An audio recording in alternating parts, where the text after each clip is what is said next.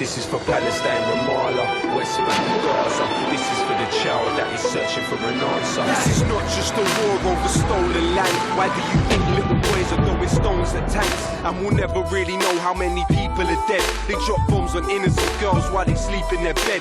Israel is a terror state, they're terrorists that terrorize. I'll testify my television, televise them telling lies. How many more resolutions have to be violated? How many more children have to be annihilated? This is not a war, it is systematic genocide. But whatever they try, Palestine will never die. Free, free Palestine! Free, free Palestine! Free, free Palestine! Free, free Palestine!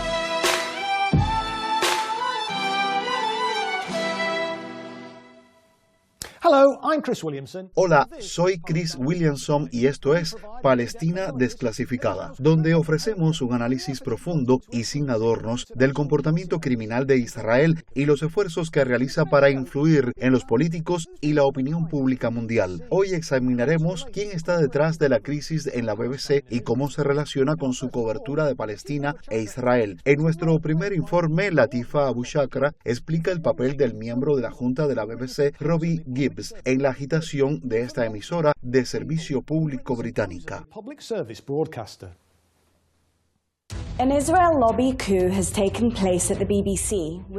Un golpe de mano del lobby israelí ha tenido lugar en la BBC con la renuncia del director general, Tim Davie, y de la nueva CEO, Deborah Turners. Esta situación ha llevado al primer ministro escocés, al líder de los liberales demócratas, Ed Davey, y al sindicato Bectu, que representa a la mayor cantidad de trabajadores de la BBC, a exigir la dimisión del miembro de la junta directiva, Robbie Gibbs. Gibbs fue el principal impulsor de esta maniobra y actual servicio de intereses extranjeros. Forma parte de un consorcio que rescató el medio del lobby israelí, The Jewish Chronicle, junto con figuras como el expresidente de la Comisión de Caridad, William Shawcross, John Woodcock, exdirector de Labour Friends of Israel, y Jonathan Sardotti, exdirector de la Federación Sionista.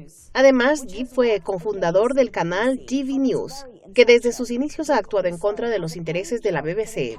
Gibb también mantiene un empleo remunerado en la empresa de relaciones públicas Kex CNC, fundada por el israelí Gerson Kest, presidente del Instituto Weizmann en Israel. Kex CNC, subsidiaria del grupo Publicis, ha visto cómo varios de sus empleados fueron llamados a filas por el ejército israelí durante el conflicto en Gaza. Según un mensaje interno de su CEO global, Arthur Sardon, todos los medios asociados a Gibb fuera de la BBC llevaban años pidiendo la destitución de Tim Davie, acusándolo de un supuesto sesgo pro-palestino. Incluso la viceministra de Asuntos Exteriores de Israel, Sharon Haskell, exigió públicamente su renuncia en junio de 2025. El detonante principal de las dimisiones fue un dossier interno filtrado, elaborado por Michael Prescott, asesor supuestamente independiente del Comité de Directrices Editoriales de la BBC. Este memorándum filtrado al conservador Daily Telegraph acusaba específicamente al servicio en árabe de la BBC de mostrar sesgos anti-israelíes y pro-Hamas, además de minimizar el sufrimiento israelí en su cobertura en Gaza. Gibb impulsó este informe y designó a Prescott para realizarlo. Cabe destacar que Prescott también trabajaba para la firma de relaciones públicas Hanover Communications, que a su vez presta servicios a Oracle, la empresa de Larry Ellison. Ellison, cercano a Netanyahu, a quien incluso ofreció un puesto directivo en Oracle, es el mayor donante individual al ejército israelí de la historia. La Junta de Diputados británica había manifestado desde hace tiempo su preocupación por el sesgo anti-israelí de la BBC y tras las renuncias pidió un cambio cultural profundo, presentándolas como el inicio de un proceso de renovación. En definitiva, lo ocurrido fue un golpe de mano del lobby israelí. This was an Israel lobby coup. Como de costumbre, nos acompaña en el estudio nuestro experto residente David Miller, considerado ampliamente como el académico crítico de Israel más destacado en el Reino Unido. David es investigador principal en el Centro para el Islam y los Asuntos Globales de la Universidad Zaim de Estambul y es codirector del organismo de control de los grupos de presión Spin Watch. Nuestro colaborador invitado hoy es el autor, locutor, periodista de investigación y ex interno de la BBC, Tony Gosling. Bienvenido al programa. David, ¿qué sabes sobre este personaje, Robbie Gibbs, y su papel en la BBC? Robbie Gibb es el principal ejecutor sionista en la BBC. Estaba en el comité ejecutivo editorial de 5 personas que supervisa todas las decisiones de noticias y asuntos de actualidad. Pero no es el único. Hay muchos más. Incluso en el comité ejecutivo hay 2 o 3 sionistas más. Y más abajo en la cadena de mando hay muchos más en la sala de redacción, etc. Gibb es un personaje muy interesante. Estuvo involucrado en el movimiento The Jewish Chronicle, pasando de ser una organización sionista extremista a una ultra extremista. También está involucrado con GB News. Algo no muy conocido es que solía ser un agente de inteligencia occidental en la Unión Soviética. Él y su hermano, que vive en un kibutz en Israel, aunque dicen no ser judíos, trabajan para la CIA. Parece que en la URSS estaban involucrados con una organización que también había tenido participación del MI6, pero el MI6 se retiró. Así que es un tipo con vínculos de inteligencia y por supuesto ha sido central en la toma de control de Jewish Chronicle. Vaya, bueno, Tony, la BBC tiene un historial de que el MI5 investiga a sus empleados. ¿En qué se diferencia lo que ha pasado aquí de eso? Tenemos que entender qué es la BBC y qué es la radiodifusión, cómo encaja en el mundo. La capacidad de transmitir personas hablando en vivo es relativamente nueva, de los últimos 100 años. La radiodifusión es como el sistema nervioso de la humanidad, permitiendo ver en tiempo real lo que sucede en otras partes del mundo. Cuando crearon la BBC, en la década que incluía 1920, eran conscientes de que podía usarse como arma de guerra. Por eso idearon el lema "Naciones hablarán de paz a naciones". En mi vida creo que ha sido cooptada. El MI5, el Servicio de Seguridad Interno británico, fue expuesto en los años 80 por Mark Hollingsworth por investigar a todo el personal. Yo logré entrar por otras rutas, pero si intentabas pasar por sus procedimientos oficiales, alguien como yo difícilmente habría logrado entrar. El MI5 está definitivamente involucrado y ahora eso está absolutamente integrado en la corporación. No solo en la BBC, sino en otros medios privados. Los corresponsales de asuntos internos son básicamente relaciones públicas para el MI5. Los de asuntos exteriores repiten el punto de vista del MI6. En finanzas, todos los corresponsales son instruidos por la City de Londres. Lo que tenemos ya no refleja a la sociedad, solo refleja a estas instituciones de la élite, como el MI5.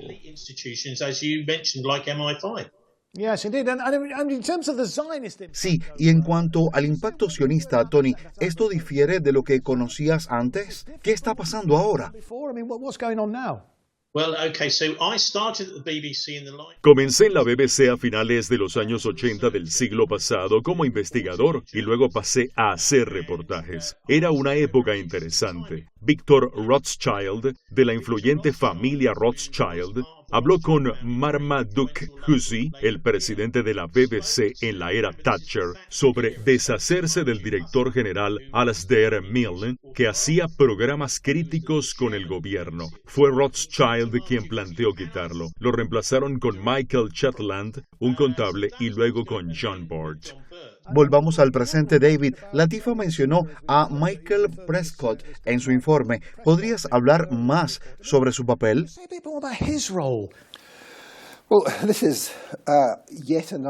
Este es otro ejemplo de la corrupción en estos procesos. Prescott tenía un doble rol. Trabajaba para la BBC y también para una firma de relaciones públicas que tenía todo tipo de clientes, incluido Oracle, dirigido por Larry Ellison, el tipo que acaba de hacerse con TikTok y CBS, y busca apoderarse de otras plataformas mediáticas. Detrás de este golpe en la BBC está el intento de asegurar que nadie en los medios principales o sociales pueda criticar el genocidio. Tony, ¿por qué crees que Israel y sus grupos de lobby están tan obsesionados con la BBC?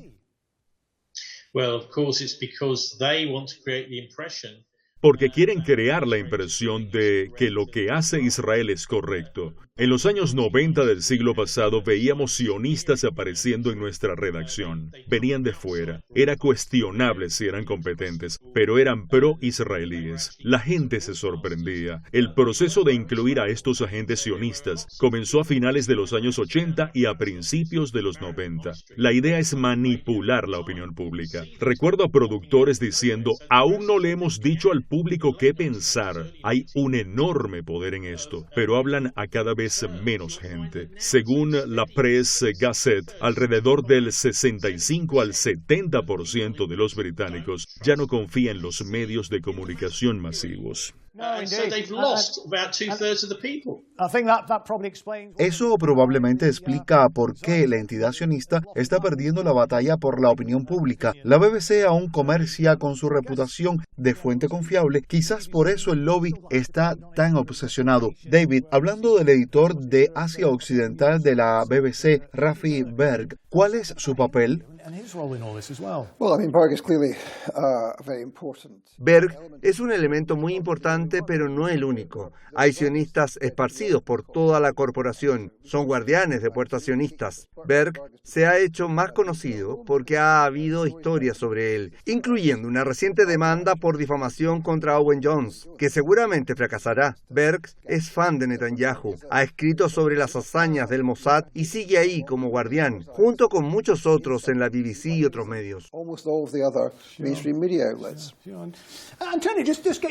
Tony, ¿qué opinas de esta demanda de Rafi Berg contra el columnista de The Guardian, Owen Jones? Gente como Rafi Berg está incrustada, casi como en las células cerebrales de la humanidad. Su trabajo es actuar como guardianes, asegurarse de que nadie con opiniones críticas pase. Recuerdo a Craig Murray contando cómo varias veces, cuando iba camino a un programa de televisión en vivo, tenían que dar media vuelta porque alguien intervenía en el último minuto. Esa es la función de muchos de estos individuos. No reflejan a la humanidad. Me preocupa este ataque actual a la BBC, porque es el único contrapeso del sector público frente a los medios privados. La propiedad de los medios está en menos manos, no solo en radio o prensa, sino en revistas y en libros también. Pasemos a nuestro siguiente informe que analiza las repercusiones de la cobertura de la BBC del Festival de Glastonbury este año.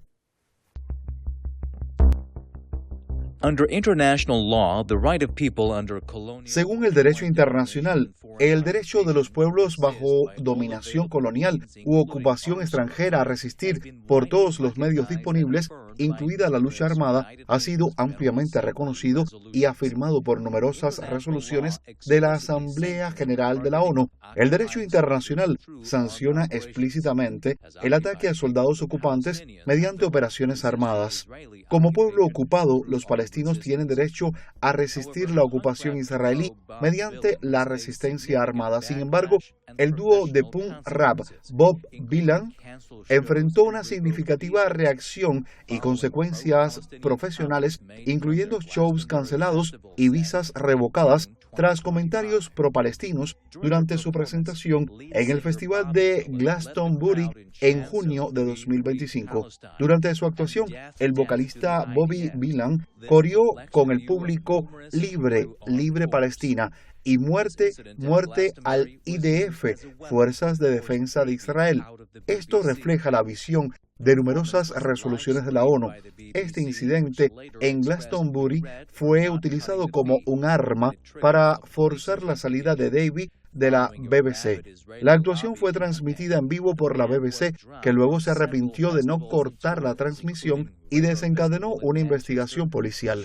Tras una rabiosa campaña del lobby israelí, la banda fue eliminada de varios festivales y giras. En octubre de 2025, pospusieron 2 conciertos en el Reino Unido, citando presión política de figuras como la secretaria de Educación, Bridget Phillipson, y grupos sionistas. El Departamento de Estado de Estados Unidos también revocó la visa del dúo, forzando la cancelación de su gira norteamericana.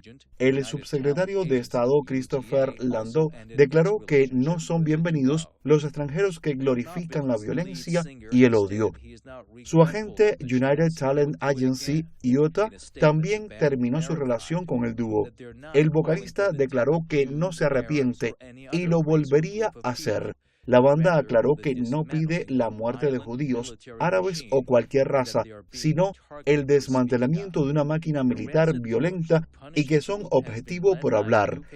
La presión para castigar al grupo fue liderada por UK Lawyers for Israel. Este llamado desde el escenario de Glastonbury se usó mucho en la campaña contra la BBC y logró forzar la renuncia de Tim Davie. El primer ministro británico Keir Starmer se unió a condenar los comentarios como discurso de odio. A pesar de la campaña, tanto la resistencia palestina como Bob Dylan siguen en pie. La BBC, sin embargo, es un espacio en disputa. Bueno, David, ¿es realmente controvertido lo que dijo Bob Dylan, en tu opinión? Se ha convertido en un eslogan muy popular en todo el mundo. Era inusual en la esfera pública británica en ese momento, pero ahora la mayoría de los jóvenes creen que es necesaria una política para desmantelar el llamado IDF. No es controvertido en ese sentido, pero sí lo es en el universo paralelo sionista, lo que hace que se escandalicen y traten de impedir que toquen en cualquier lugar. Tony, cuando se trata de Israel, ¿por qué la BBC y los medios corporativos de Reino Unido parecen oponerse a la aplicación del derecho internacional?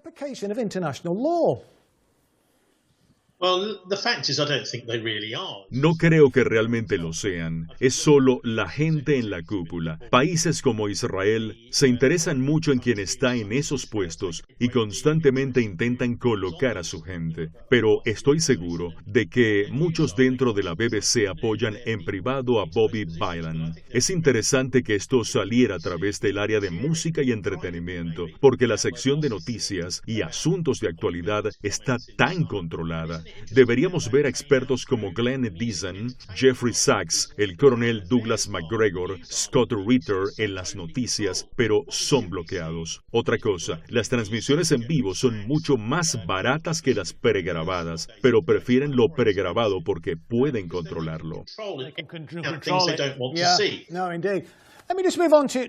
David, ¿qué sabes de la United Talent Agency que abandonó a Bob Dylan después del festival?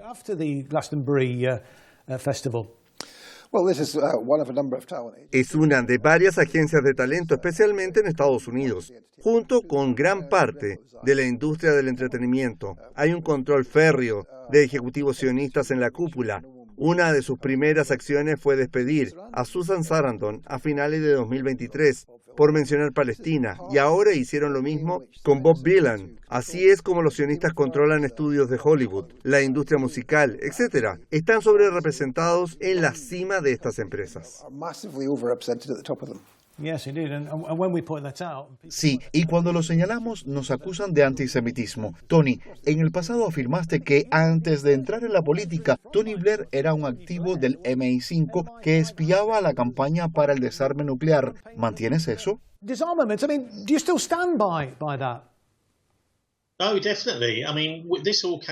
Definitivamente. Esto salió durante conversaciones con la ex oficial del MI5, Annie Macon. Ella habló con el editor de The Sunday Times y ellos sabían. Blair estaba muy nervioso porque sabía que podían haber visto sus archivos del MI5. Los servicios secretos son una forma de gobierno permanente y se han vuelto tan arrogantes que creen que pueden dirigir los asuntos políticos. Como se ve en todo Occidente, se aprueban leyes similares en todos los países y hay un aumento masivo de la vigilancia sobre las personas en la cúpula de las instituciones.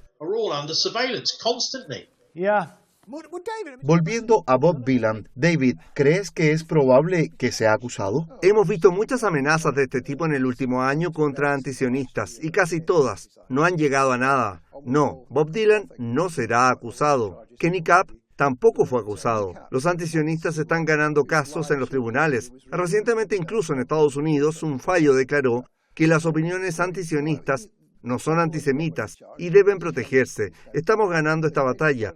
Pueden tener algunas victorias, pero la marea está cambiando. Y tú, David, has estado a la vanguardia de la lucha en el Reino Unido para que el antisionismo sea una característica protegida en la ley laboral. Esto es todo por hoy. Gracias a nuestro invitado Tony Glossin. Si quieren ver más de nuestro contenido, pueden seguir el programa en X, Facebook, Rumble y Telegram. Únanse a nosotros la próxima semana en Palestina Desclasificada, donde estaré de vuelta junto a David Miller con más revelaciones e información que no encontrarán en los medios corporativos. Hasta entonces, soy Chris Williamson, quien se despide por ahora. Bye for now.